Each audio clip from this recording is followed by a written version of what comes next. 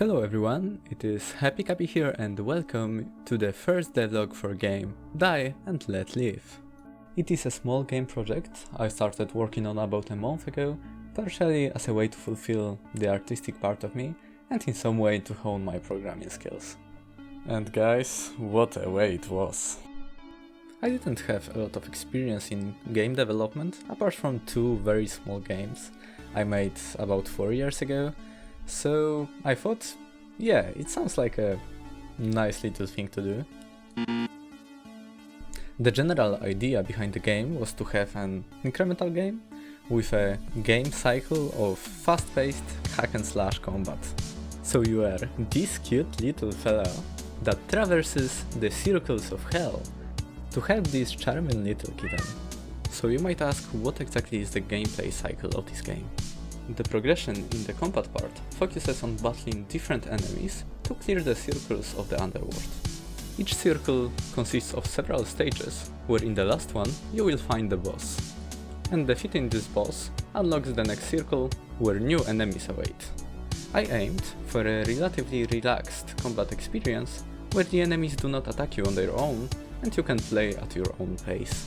And this objective led me to a simple process.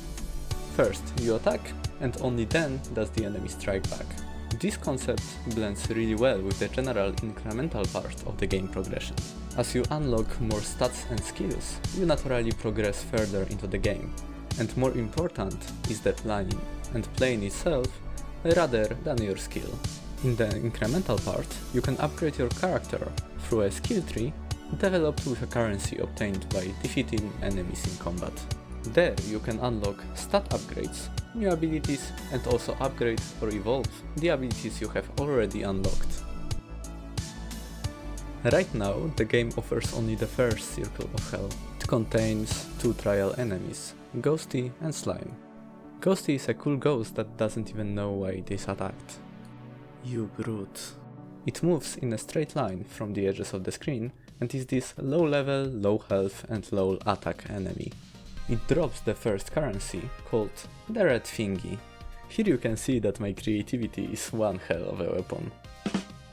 The other enemy is a slime that drops a blue bounty, which you can even see in its sprite.